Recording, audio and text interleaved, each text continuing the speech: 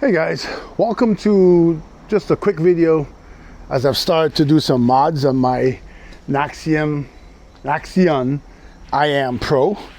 Love the bike.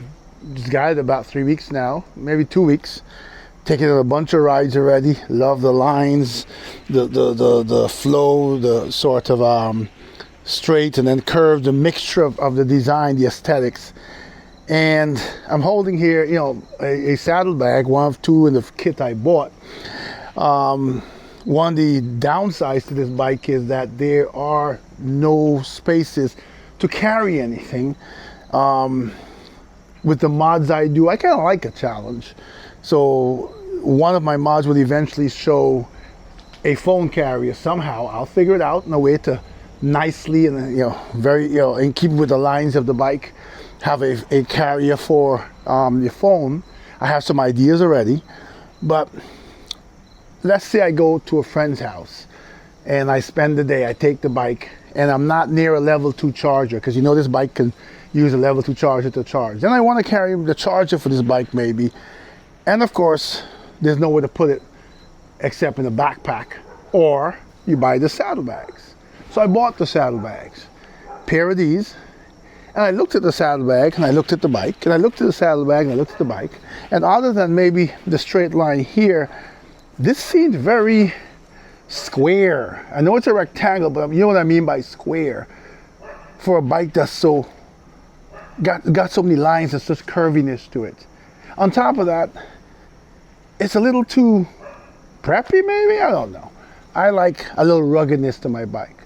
So I decided what would be my first mod. I decided my first mod will be to come up with ripping these things off the brackets they came with, and putting some saddlebags on here that I would like.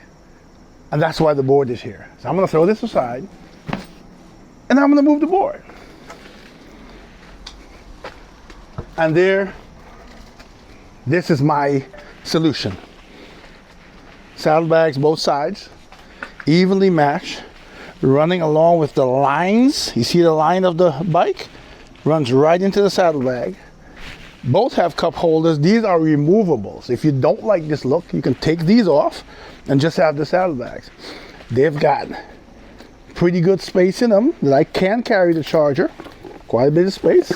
And I used the mechanism that came with the original Naxeon saddlebags, so they're locked in place, locked with a key. They came out perfectly, even nicer than I would have imagined, and they've begun to shape what I'm going to do with this bike as I go forward. I see many other things. I see many shortcomings. I see many opportunities for things, and so I'm going to use that to create accessories to this bike. I may even change the look of the entire bike. Don't put that past me. The only thing that will slow me down is in about 6 weeks.